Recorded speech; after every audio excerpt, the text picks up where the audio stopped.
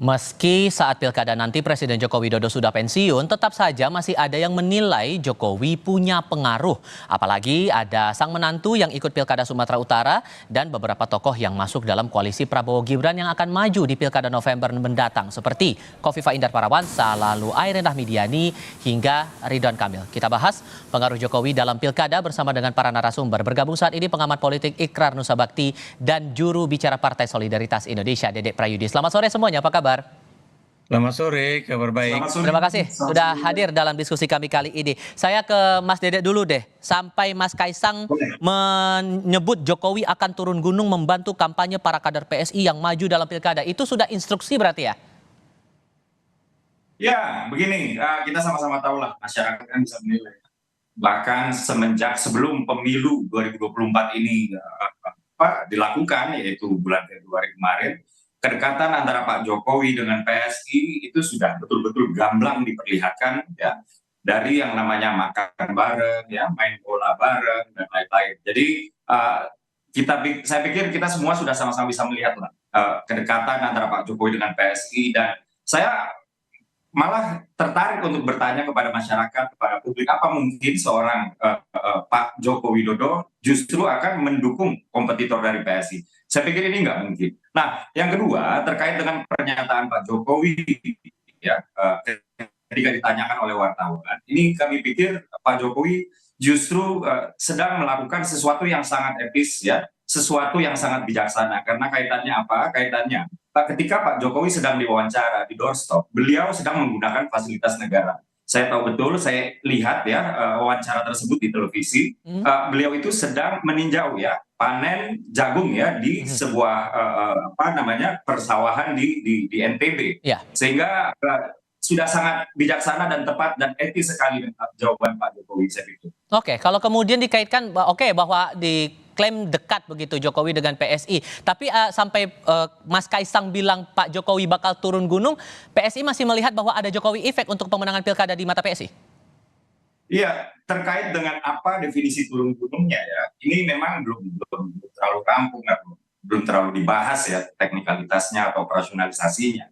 Tapi terkait dengan apakah kemudian Pak Jokowi akan menunjukkan kedekatan, ya, apakah Pak Jokowi akan berada di calon-calon kepala daerah yang diusung oleh PSI, kita pikir itu kita semua sama-sama sudah tahu lah, ya. Tapi yang jelas, apakah kemudian Pak Jokowi akan betul-betul ikut melakukan kampanye, ya, misalnya mengambil cuti apabila memang belum tuntas masa baktinya sebagai presiden, misalnya mengambil cuti, atau kemudian misalnya sudah tuntas masa baktinya kemudian ikut berkampanye. Nah, hal-hal ini sesuatu yang saya sendiri juga belum bisa jawab, karena ini masih belum dirampungkan atau belum pernah kami bicarakan, begitu Mas.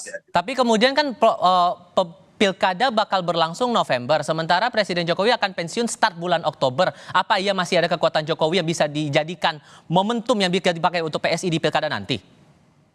Ya, begini, kita harus bisa memisahkan, ya. Makanya tadi sejak awal saya katakan, ketika Pak Jokowi sedang hadir di sebuah acara kenegaraan yang kapasitasnya sebagai presiden, maka di situ ada pengaruh yang sifatnya otoritas, ya. Dan Pak Jokowi tidak boleh dan tidak ingin menggunakan otoritasnya tersebut untuk memenangkan atau mengunggulkan calon-calon kepala daerah dari partai tertentu. Dan itu sudah tepat sekali. Nah, yang kedua, ini adalah pengaruh psikologis, ya. Ketika Pak Jokowi menunjukkan kedekatan dengan siapa, lalu pemilih kemudian yang mengidolakan Pak Jokowi, kita sama-sama tahu, ya, approval rate Pak Jokowi tinggi sekali, ya, hampir 8 dari 10 orang Indonesia itu mengaku puas terhadap kinerja Pak Jokowi. Tentu secara psikologis para pemilih ini juga akan kalau Pak Jokowi ke sana dan saya sangat menyukai Pak Jokowi, maka saya ke sana juga. Dan untuk hal yang kedua inilah yang sah-sah saja. Kurang lebih sih seperti itu, ya. Jadi saya pikir ini bukan soal menggunakan otoritas, ya. Ini adalah soal pengaruh Pak Jokowi di mata orang Indonesia yang kita sama-sama tahu bahwa Pak Jokowi sangat dicintai dan kinerjanya masyarakat Indonesia sangat puas. Oke, ini base pada kinerja, Pak Ikrar. Anda merasa bahwa Jokowi efek ini di pilkada bakal kuat juga atau malah sebaliknya? Ya, kalau saya lihat sih, ya, biar gimana pun akan terus ada usaha, ya, dari Presiden Jokowi untuk kemudian bisa mempengaruhi pilkada ya memang itu pilkada bulan-bulan November, tapi kan yang namanya kampanye itu atau persiapan kampanye itu kan bisa saja dilakukan sejak saat ini, gitu kan. Misalnya kalau misalnya Presiden Jokowi mengunjungi suatu wilayah, terlepas dari beliau mengatakan bahwa ini nggak ada kaitannya dengan pilkada seperti di Sumatera Utara ya, tapi bukan mustahil dia juga sedang apa namanya itu melakukan Jokowi efek itu sendiri ya. Walaupun memang pada pilkada yang akan datang ini tentunya ya itu tidak akan seefektif atau sekuat pada Pilpres kemarin ya. Hmm. Kenapa demikian? Karena biar bagaimanapun beliau juga bukan lagi Presiden Republik Indonesia ya.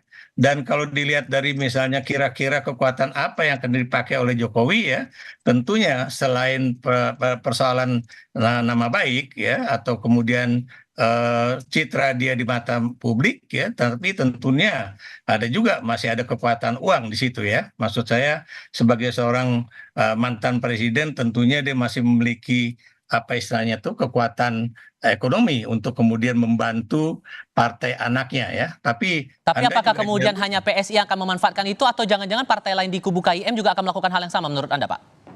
Itu tergantung kepada siapa yang akan didukung oleh Jokowi ya. Saya beri contoh tentunya yang paling tegas ya kalau misalnya Bobi ataupun Kaisang itu akan maju ya. Masalah seperti Bobi di Sumatera Utara ataupun Kaisang di Dewan apa daerah khusus Jakarta begitu kan. Hmm. Kalau itu dilakukan bisa saja itu terjadi. Tapi kan lagi-lagi dengan siapa dia akan berkoalisi gitu kan. Karena kita tahu misalnya apa namanya itu di Sumatera Utara misalnya Bobi katanya partai pertama yang mendukung dia itu adalah Golkar gitu kan. Hmm. Pertanyaannya apakah Golkar benar-benar akan mendukung sepenuhnya ya ataukah Golkar juga masih akan melakukan survei ya terhadap calon gubernur di Sumatera Utara ya baik yang dari partai Golkar atau kemudian yang dari apa namanya itu keluarga Jokowi seperti Bobi itu karena biar bagaimanapun yang namanya survei itu juga akan menentukan ya. Oke, tapi Dan kemudian kemudian kalau nanti sudah masuk masa pensiun, apakah omongan, saran, rekomendasi dari Jokowi bakal diikuti oleh partai-partai KIM ini?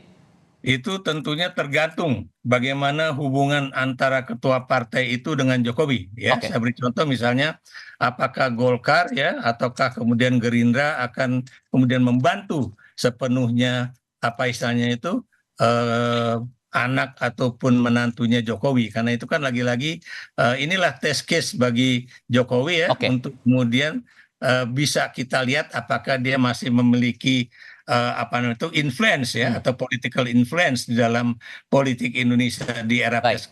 pilkada ini ataukah tidak ya dan Oke. saya lebih melihat bahwa kebanyakan sih kelihatannya enggak juga ya karena Oke. partai-partai politik juga termasuk PSI ya tentunya juga ingin menunjukkan bahwa mereka independen juga ya dari Jokowi. Oke. Ingin Saya tahan melihat dulu di bahwa situ, mereka Pak Ikrar. ya Saya mau kasih kesempatan ke Mas Dede. Mas Dede, batasan oke. turun gunungnya Pak Jokowi yang diinginkan oleh PSI itu apakah sampai mengusulkan nama atau sampai batasan mana sebetulnya? Dan sejauh ini apakah udah ada saran dari Pak Jokowi? Ya, tentunya konsultasi dengan Pak Jokowi itu sudah lama yang kami lakukan, bahkan sebelum pemilu 2024 di bulan Februari kemarin berlangsung ya. Dan konsultasi mengenai atau kami meminta nasihat kepada seorang Joko Widodo yang kami kagumi sejak awal ya. Itu saya pikir akan mulai dari nama atau mungkin bukan nama ya, tapi kriteria dan lain-lain. Tapi sekali lagi saya tegaskan terkait dengan apa namanya Pak Jokowi bentuk dukungannya seperti apa, ini memang belum dirampungkan atau dibahas sampai ke babak final. Kurang lebih begitu, Mas. Untuk daerah-daerah potensial apakah juga sudah diukur sekarang, Mas? Sudah. Kami memiliki daerah-daerah potensial di Pulau Jawa ya, terutama di DKI Jakarta ya. Di DKI Jakarta, kalau menurut apa namanya rapat kami terakhir, kami akan mengajukan calon dari kader terbaik kami lah, setidaknya menjadi calon wakil gubernur gitu untuk DKI ya.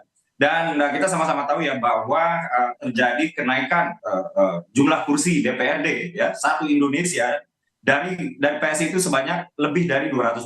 Artinya telah lahir fraksi-fraksi baru ya, fraksi PSI yang baru di misalnya di Semarang, misalnya di Solo dan lain-lain, dan dua daerah ini terutama Solo dan Semarang juga DKI tadi saya sebutkan juga Tangerang Selatan ini adalah daerah-daerah yang kami katakan termasuk yang apa ya namanya ya, yang kami ingin memiliki andil yang cukup baiklah di pilkada kali ini. Oke, kalau Anda Pak Ikrar melihat ini apakah sebatas PSI saja yang memanfaatkan momentum ini atau partai lain juga bisa saja begitu memanfaatkan momen Jokowi Effect ini atau mendapat dukungan begitu langsung dari Jokowi?